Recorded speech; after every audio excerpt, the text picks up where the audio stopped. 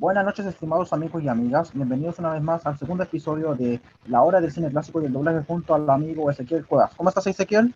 Hola, mi querido amigo Diego, pues muy bien, bastante contento de poder participar nuevamente en otra radiodifusión junto a ti, otra unión de Chile-México, México-Chile. Entonces me siento muy contento de poder compartir este espacio contigo, que yo espero que sea muy gratificante, muy enriquecedor para ambos. Perfecto. Es más, el tema que hoy vamos a analizar sobre otras dos películas es Los Asesinos del año 1956 y es la primera película del director ruso Andrei Tarkovsky y la otra, La Maleta de los Sueños del año 1953 del director Luigi Comencini, que más o menos así se llama. Por supuesto, claro que sí, mi querido amigo. Entonces, ¿qué te parece si comenzamos con esta breve reseña que tenemos de ambas películas? Y bueno, todo lo que tenga que salir en esta reseña y crónica, pues esperemos que sea del agrado de todos los que nos están sintonizando, los que nos están escuchando. Así que comenzamos. Sí, la primera película que vamos a mencionar justamente hoy es la primera peli de estudiante del propio Andrei Tarkovsky, o sea, Los Asesinos, Claro, un film noir experimental. por supuesto. Y como sabrán, este es la primera película y se basa justamente en la misma película homónima del año 46 que protagonizó Burt Lancaster, ¿verdad? Claro, por supuesto, fue una película antecesora a Tarkovsky y pues sí, definitivamente que comparte, además del título de la película, comparte varias similitudes, en efecto. Y justamente se trata de unos sujetos más o menos que intentan asesinar a alguien. Y Sí, eso claro, ocurrió justamente similar a su antecesora de Burt Lancaster y a Gardner, por decirlo así. claro, Que por coincidencia es un año que también termina con 6, el otro es un año 46 y este es 56. así es. Son 10 años de diferencia bien marcados.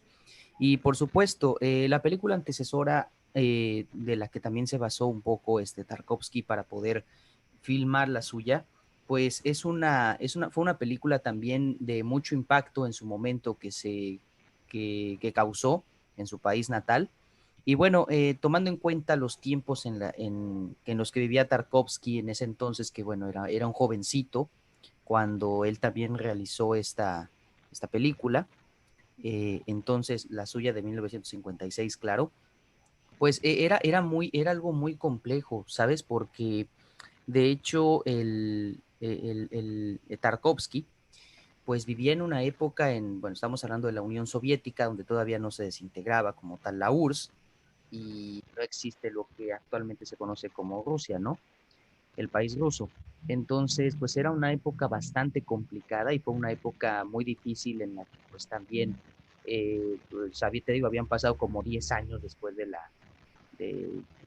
bueno, un poquito más de 10 años después del término de la Segunda Guerra Mundial, pero bueno, de hecho uno, y sin embargo, después de 10 años, pues la Unión Soviética estaba pasando por una etapa de reestructuración y Tarkovsky, pues lógicamente, siendo un jovencito en ese entonces, cuando filmó esta producción, esta película, pues en efecto estuvo involucrado en una etapa de transición en todos los sentidos, ¿no te parece?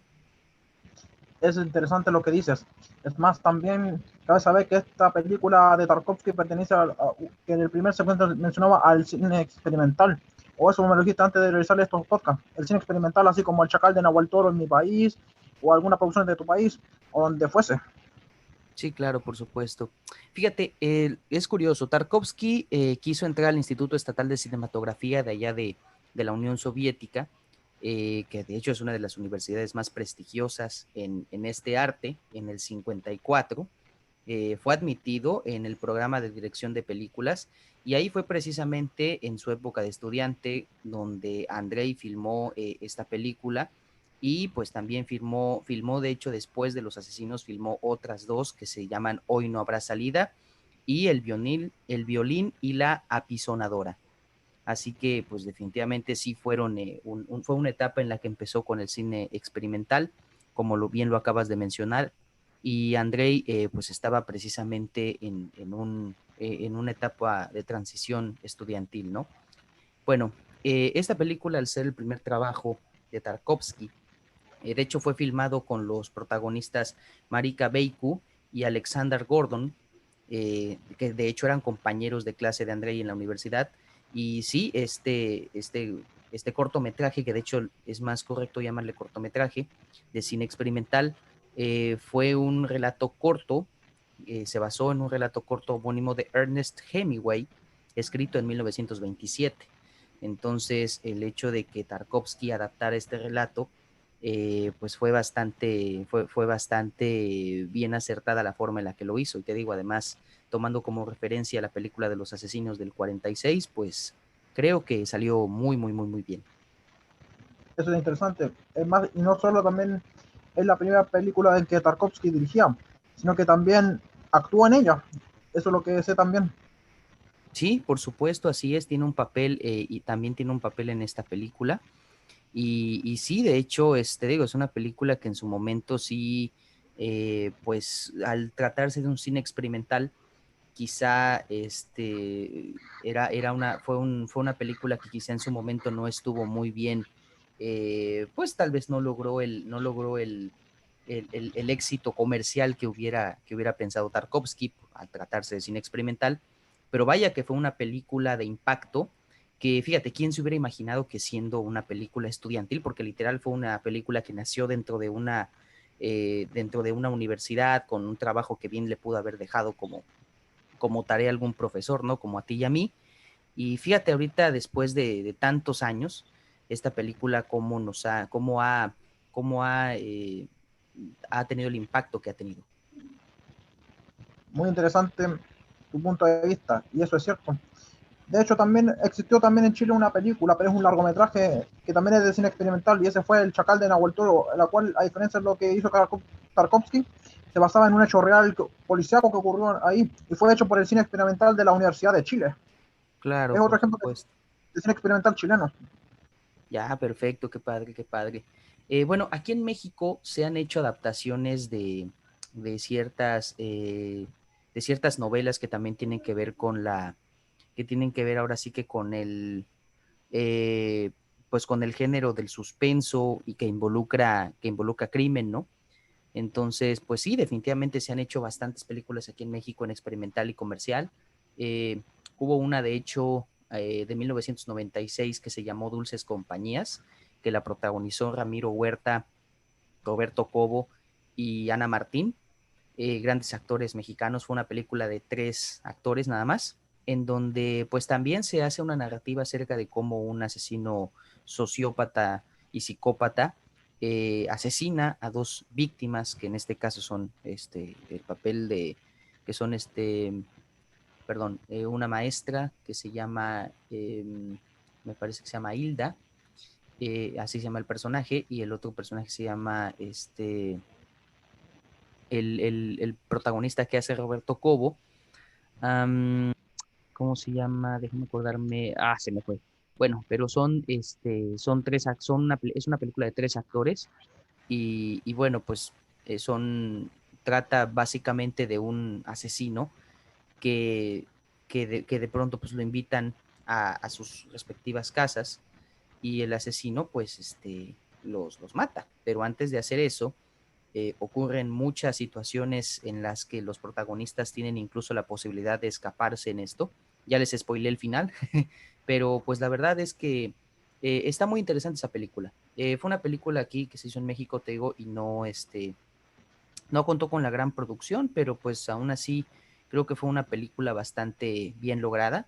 Y te digo, si bien no fue una película de cine comercial, sí fue una película que causó impacto y que definitivamente también contó con grandes participaciones, grandes actuaciones, y ahora sí que con poco se hizo mucho. Y te digo, o sea, a veces esas grandes películas no cuentan con los mejores efectos, la mejor producción, pero sí que cuenta con un buen manejo de los actores y una excelente dirección. Y eso es lo más Interesante, importante.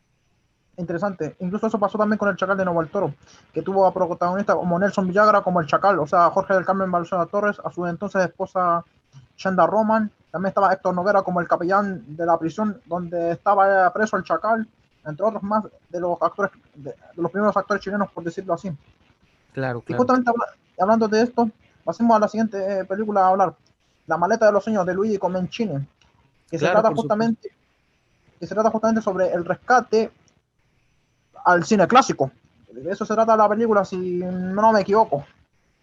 Sí, sí, sí, por supuesto.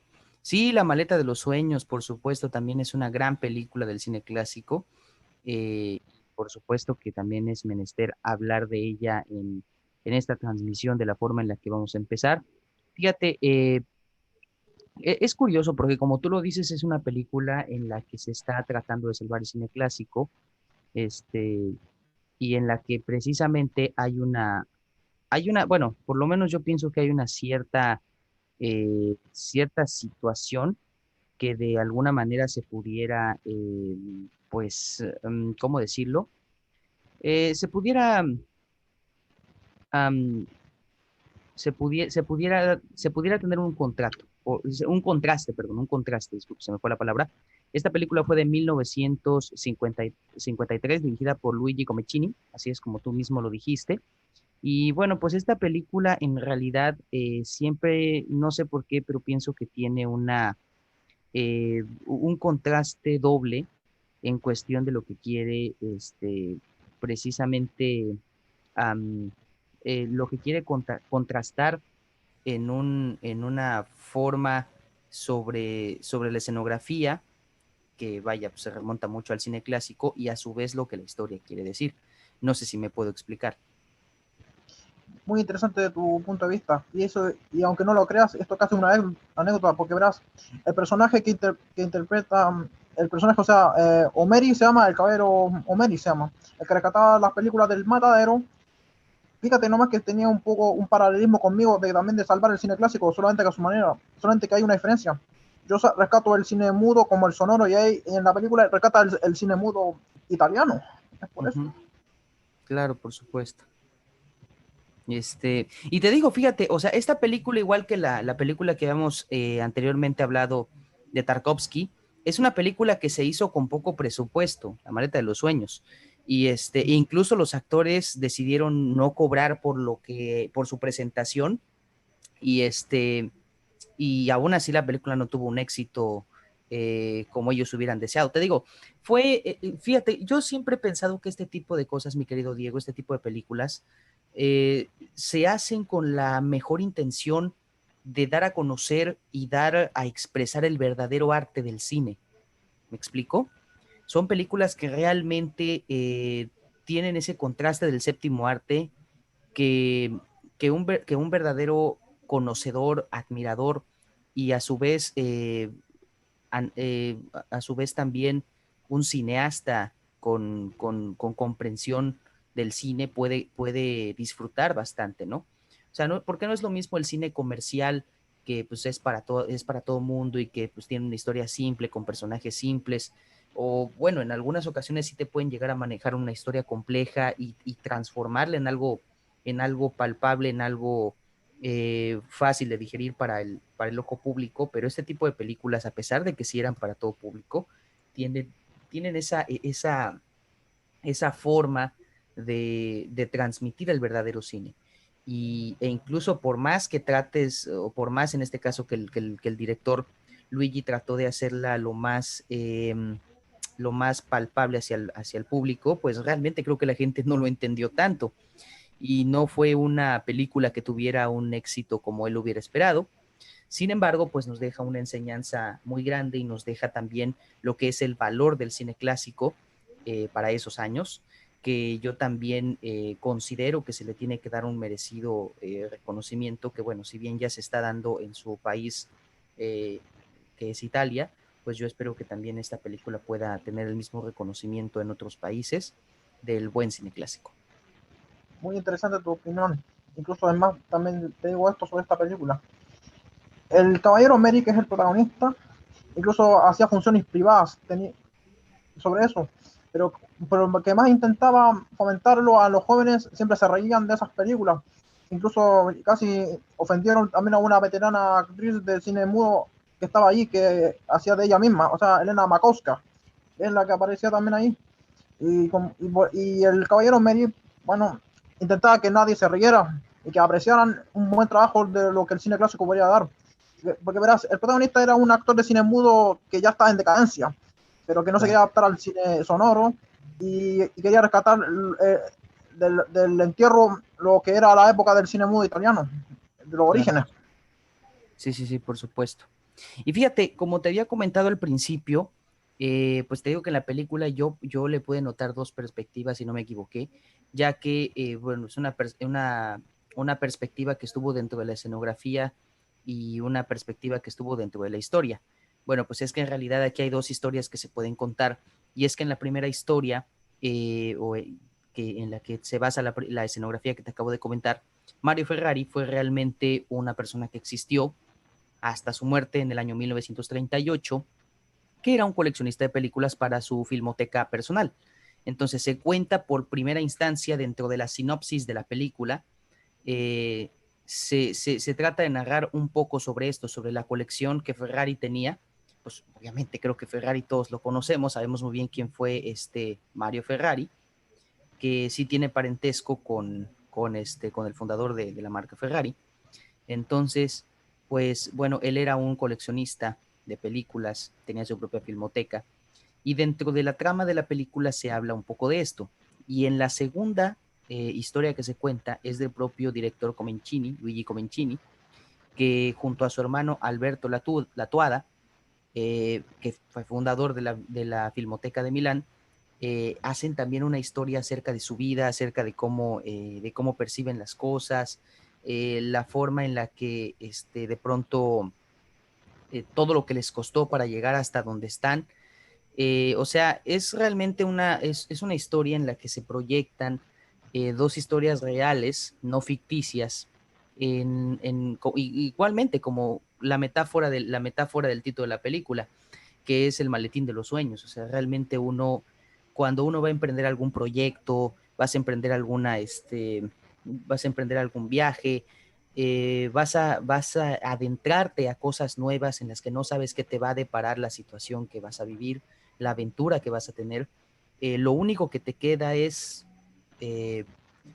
empaquetar en una maleta los sueños más grandes que tú tengas, tus mejores aspiraciones, tus alegrías, tus momentos de felicidad, las cosas buenas y malas también, dentro de ese maletín, y con eso mismo es lo único que necesitas para adentrarte a esa misma aventura y lograr esa búsqueda de tus sueños, del cumplimiento de lo que tú quieres. ¿Me explico? Muy buen punto de vista, Ezequiel. Además, también, respecto a esta película, también quiero dar también un punto de esto. Déjame pensar. También el caballero Mary trataba justamente, como dije hace un momento, de fomentar a las generaciones jóvenes lo que fue el cine clásico mudo, entre otras cosas. Y como sabrás, esto es curioso porque es casi un paralelismo que yo sigo, de tanto fomentar el mudo como el sonoro.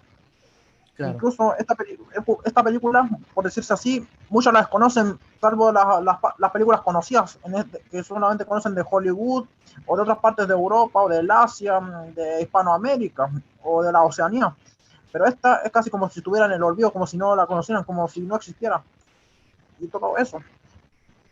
Sí, claro, por supuesto, porque ahora sí que pues son películas, como te digo, que se hicieron en una época en la que, como muchas otras películas, que se hicieron en una época de transición. Los años 50, yo siempre he dicho que los años 50 fue una época de transición, porque pues recién en los 50 habían pasado apenas unos años después de la Segunda Guerra Mundial, que dejó tan devastado al mundo.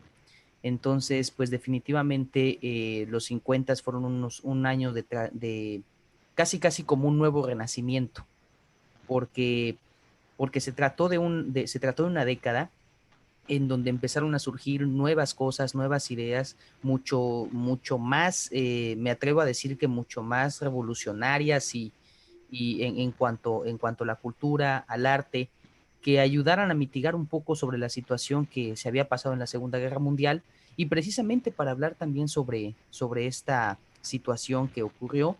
Y te digo, fue como un segundo renacimiento, porque la gente, los artistas vieron una época para que se resurgiera el bello arte del cine, no se dejara morir, por así decirlo, y se renovara en algo nuevo. Igualmente que el cine clásico también tuviera una renovación. Entonces, pues son diferentes puntos de vista en las que los cineastas, en este caso los directores de cine, planteaban sus películas. Y eran películas que se hicieron, te digo, con un presupuesto bajísimo para la época, la mayor parte de esas películas. Comencini, Tadarovsky, por ejemplo, que hicieron estas películas con apenas, ¿qué será? Pues, tal vez, pues no, ni en el mismo año, en el 56, ya estaban haciendo los dos en sus respectivos países estas películas, Los Asesinos y La Maleta de los Sueños. Entonces, pues yo creo que ambos cineastas reflejaban dentro de sus ramas y géneros, reflejaban el estado en el que se encontraban en el que se encontraba su sociedad, en las que ellos, pues mediante una historia digerible para el público, pero a su vez que también estuviera llena de muchas referencias y de verdadero arte de cine, pudieran relatar una historia compleja, pero que se pudiera adaptar al gusto de la sociedad, ¿no? Desafortunadamente no fueron películas que llegaron a tener una posteridad comercial amplia, pero creo que sí pueden ser parte de la historia del cine de culto, porque son historias eh, que nos muestran, por un lado tenemos a Tadarovsky que nos está mostrando un lado crudo, un lado muy, ahora sí que con un matiz, si no negro, pero al menos sí un matiz gris, en donde las cosas, en donde de pronto en su historia existen momentos de mucha inconformidad, donde existe demasiado, ahora sí que muchas cuestiones que hacen que la película se sienta hasta cierto punto sombría, donde de plano la supervivencia es lo más importante y hay un ambiente un tanto de tensión, sin perder el estilo elegante que tenía Tadarovsky, pero pues definitivamente sí es una película un poco, te digo, un poco con un semblante sombrío, un semblante pesado, cosa que se contrasta con La Maleta de los Sueños, que ahí te habla, como te había comentado, acerca de el perseguir tus sueños, no rendirte, ser una película un poco más optimista, tener un matiz más blanco que gris, definitivamente no tiene un matiz negro, entonces, claro que también te habla acerca de lo difícil, lo que puede costar llegar a cumplir esos sueños, todo lo que tienes que pasar para cumplirlos, para lograrlos, entonces, y que el camino no es nada fácil, pero al final de cuentas llega este mensaje de optimismo, este mensaje de alegría porque al final de todo vale la pena lo que hiciste para conseguir lo que lograste. Entonces yo creo que es un contraste, ¿no?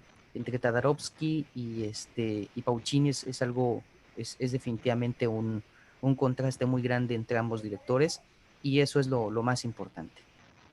Interesante punto de vista. Es más, también al respecto a la maleta de los sueños de Luis Comencini, hay unos fragmentos principales que, por decirse así, eh, son rescatados de otro cortometraje anterior a esa película que se llama El Museo de los Sueños. Por ejemplo, la escena del matadero de las películas, entre otras cosas que yo he visto. Uno Claro. que tampoco también han olvidado justamente. Sí, por supuesto. Fíjate, es que es justamente como tú lo mencionas, ¿no? En este caso, Paucini tiene esta visión de querer recuperar el cine clásico. De alguna manera contrasta como lo que tú estás haciendo, mi querido Diego, que te lo reconozco y te lo aplaudo, que logres llevar el cine clásico y el cine de calidad hacia las nuevas generaciones como lo sigues haciendo, cosa que bueno, ya Paucini desde hace 65 años ya tenía la idea, ¿no? Entonces, y ya estaba intentando hacer esto.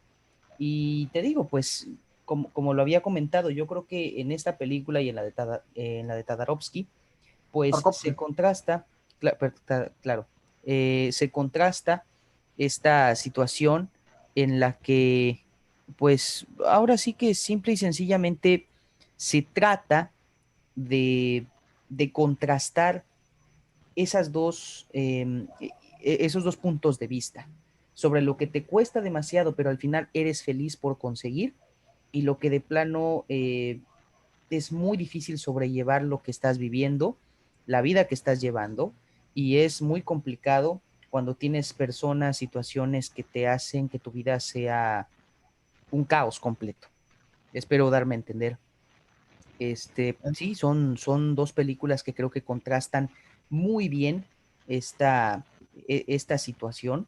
Y definitivamente yo creo que los dos cineastas tenían esta intención de que el cine clásico resurgiera. Te lo digo, yo lo veo como como un segundo renacimiento en la época de los 50 para el arte en sí, pero en este caso más para el cine, porque si bien es cierto que el cine ya tenía muchísimo tiempo que un poco de tiempo que ya tenía, que se había consagrado y que, bueno, que ya había iniciado, yo creo que con estas películas empezó a consagrarse todavía más, ¿no? Entonces, definitivamente sí creo que ambos cineastas lograban un contraste muy grande en sus películas y que de alguna manera, pues, y además es la perspectiva que cada uno vivió en sus países en, precisamente después de la post Segunda Guerra Mundial, fue que los cineastas se basaron en ciertas experiencias, pues para poder contrastar algunas partes.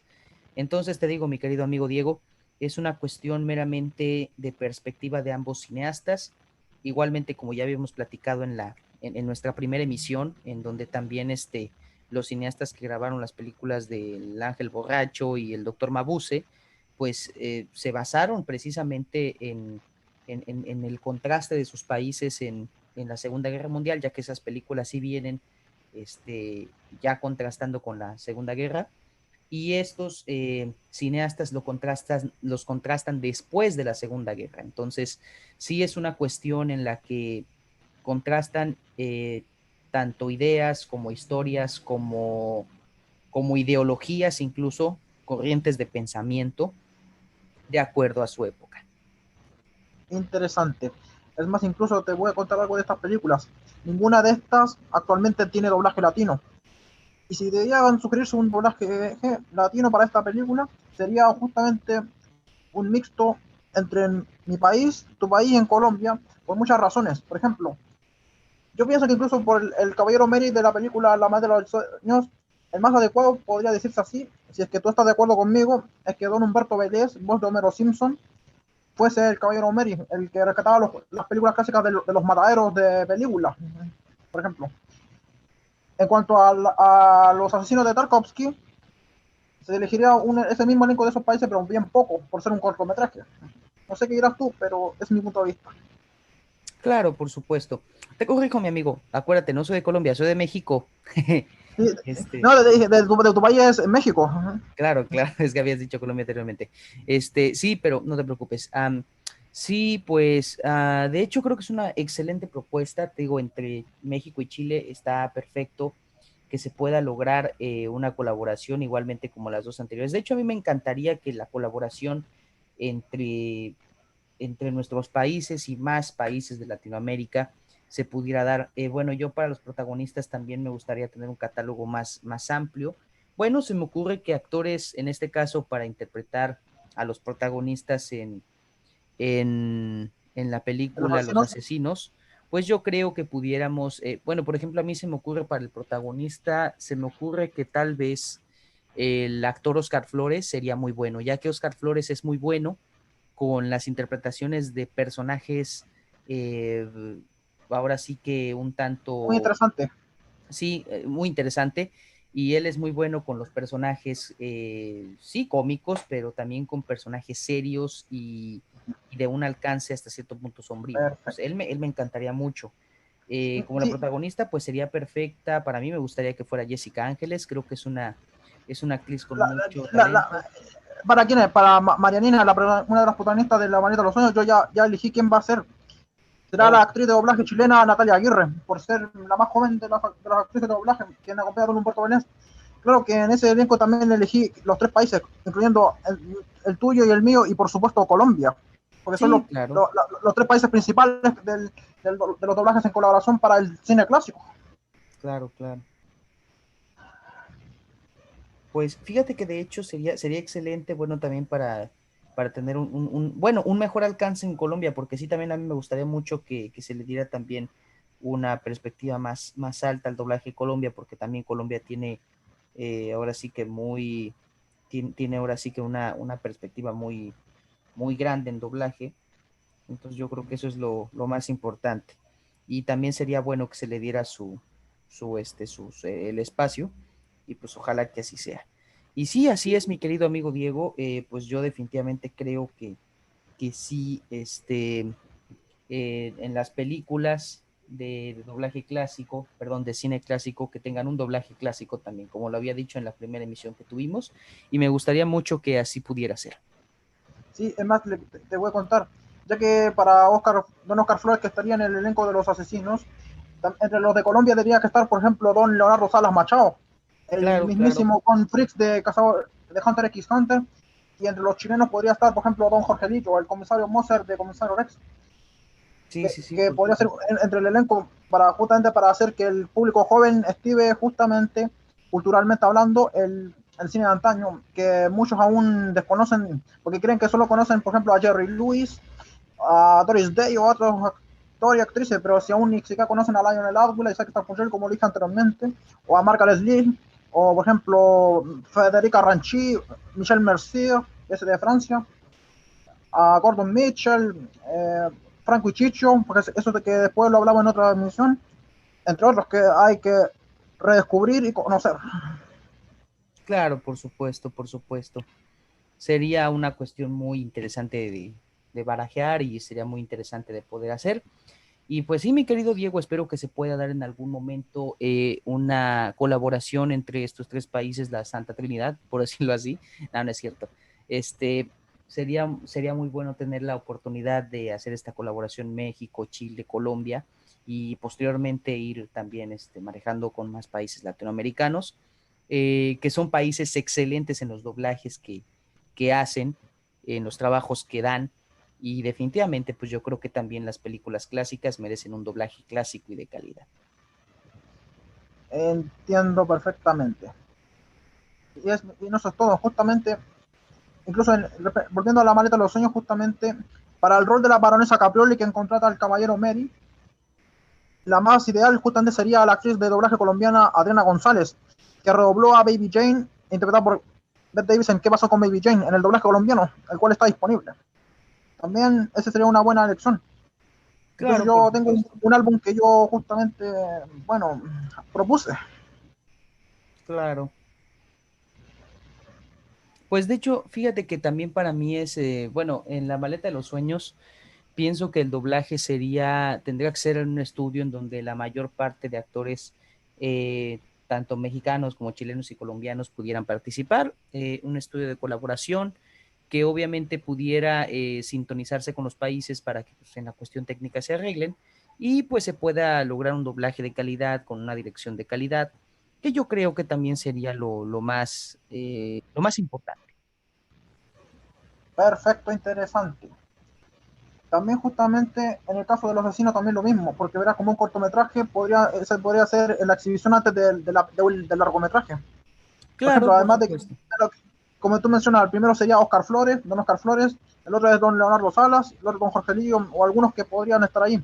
Pero la presentación inicial tendría que hacerlo, por ejemplo, una mujer o un hombre, posiblemente una actriz de doblaje sea de Chile, México, Colombia. Por ejemplo, si para los asesinos quisiera justamente proponer a una actriz de doblaje, pensaría, por ejemplo, en lo que estaba a punto de conocerlo, Tita Jacobelli, que estuvo en la serie chilena Vía Dulce, con el rol de Peque y Sonia, o quizás el de Renata, o también la amiga Yarina Quiroz podría ser la presentadora anunciando ante lo que va a pasar en la película.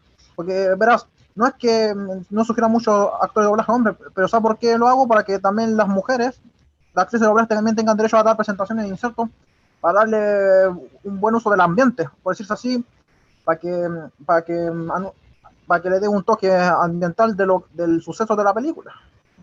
Claro, por supuesto, definitivamente. Y por supuesto que de hecho también es una cuestión muy, muy interesante de comentar. Pues mira, en la cuestión de doblaje de películas clásicas, y en este caso que también incluyamos a los asesinos, e incluyamos también a La maleta de los sueños, pues como te digo, mi querido amigo, digo, tiene que ser un doblaje en el que se pueda ver una concordancia entre los tres países que ya mencionamos, y pues obviamente tenga una dirección exacta, en donde a mí se me podría ocurrir que, fíjate, sí me gustaría que se le diera una dirección chilena, porque si en algo yo admiro mucho a tu país, Chile, es que tiene muy buenos maestros en dirección de películas, en este caso de películas clásicas, y yo creo que una dirección de Chile sería muy buena para este tipo de películas, al menos lo que son esta primera etapa principal, y pues definitivamente creo que este director o directora en Chile que lo escogieran, pues sería muy bueno o muy buena eh, para, para dirigir a los demás actores, en contraste actores y actrices, que se pudieran sincronizar al momento de dirigir. Muy buen punto de vista, pero para un doblaje en colaboración como este tipo se requería tres directores de doblaje, uno en la parte mexicana, uno en la parte colombiana y uno en la parte chilena. Por ejemplo, entre los habituales al cual sugerir sería el ideal Don Barbo Miranda, porque dobló excelentemente a John Wayne en dos títulos western que puedo mencionar, McClintock y Hondo. En la parte chilena se elegiría a la amiga Janina Quiroz, Claro, porque por supuesto. en la de Colombia a don Ernesto Castellanos, ya que don Raúl Gutiérrez, que en paz descanse, no podrá hacerlo, por eso tendremos que don Ernesto Castellanos, posiblemente sea el ideal en dirigir un doblaje para este tipo de películas clásicas. Estaría entre los habituales, pero entre los recurrentes estaría la señorita Guerrero, Dulce Guerrero, ¿cierto? Entre el de Colombia podría estar, bueno, entre los recurrentes sería, déjame pensar, sí, de Chile lo recurrente estaría, por ejemplo, Santiago Ramírez, que actualmente está inactivo. En Colombia estaría justamente Don Wolfgang Galindo o posiblemente, eh, dependiendo de cuál fuese, incluso si fuera posible, eh, un momento. Ah, sí, Don Hermes Camilo o Don Rafael Gómez podría ser uno de los ideales. Claro, por supuesto. De hecho, a mí también se me hace que son muy buenos personajes muy buenos actores los que me mencionas, y espero que se pueda dar precisamente muy pronto para este tipo de películas. Dentro de este contraste se me hace una perfecta elección. Y por qué no también incluir actores y actrices que tengan, ahora sí que también hayan participado en películas, pues no digo que clásicas, pero sí contemporáneas, que de alguna manera también conozcan un poco el contraste de estos personajes. Se me ocurre que podría ser. Don Bardo es uno de ellos porque él estuvo en películas contemporáneas, pero ha doblado también clásicos. Y dos roles que le estimo de que dobló por 4 veces a John Wayne. Una en McClintock, que yo recuerdo, y la segunda en Hondo. Si gusta, te comparto lo que está disponible en la web para que lo veas. Y verás lo que hizo excelente interpretar Don Bardo Miranda al propio John Wayne en el rol de Hondo, Lane y George Washington McClintock. Claro, por supuesto. Por supuesto, de hecho sí sería excelente que se pudiera dar este doblaje y se pudiera hacer muy pronto para estas dos películas en las que pues definitivamente creo que sí se merecen un doblaje de calidad y digno, mi querido amigo Diego. Así que en conclusión, de mi parte, espero que estas películas tengan el merecido reconocimiento que se debe de tener aquí en Latinoamérica, que sea un acercamiento para el cine clásico, para la cultura del cine y para la cultura en general, como yo sé que estas películas van a poder transmitir, porque si bien no fueron películas que en su momento comercialmente dieron mucho de qué hablar, son películas de culto, como ya lo dije antes, que tienen un mensaje de la época y que quizá en estos momentos todavía seguimos viviendo, que bien podrían adaptarse a estos tiempos y seguir las pautas sobre, sobre, el, sobre rescatar el cine clásico y demás ideas y demás corrientes de pensamiento que yo sé que también pueden tener, así como también que tengan un doblaje que se adapte a los tiempos actuales y sea un doblaje también disfrutable para que el público, pues ahora, si en su momento, hace 65 años, no fueron conocidas comercialmente, quizá ahora sean mucho más conocidas por las generaciones actuales. Muy interesante. Eso mismo digo yo también. De hecho, porque es nuestro deber justamente que los jóvenes de hoy conozcan el cine clásico, en vez de burlarse y siempre digan, pero si el cine moderno es bueno, no es tan así. El cine clásico ha sido justamente olvidado y no tan revisado para conocer películas que incluso clásicas que incluso, bueno, desconocíamos y que es Claro, mucho que hay que por descubrir. sí, por supuesto, por supuesto. Entonces, definitivamente yo creo que nosotros como jóvenes también tenemos la responsabilidad, como tú lo dices, de acercarnos a lo más, eh, a lo que hace a nuestra sociedad cultural y que nos da una reflexión de lo que es una cultura cineasta de calidad. Así que, pues, mi querido amigo Diego, espero que este mensaje sea escuchado por nuestra generación y generaciones posteriores a nosotros. Y pues esperemos que estas películas sean del agrado de las personas y que puedan apreciarlas tanto más que nosotros. Muy interesante. Y para concluir también, estimado Ezequiel, quiero enviar justamente unos saludos a mis amigos actores de obra que me escuchan.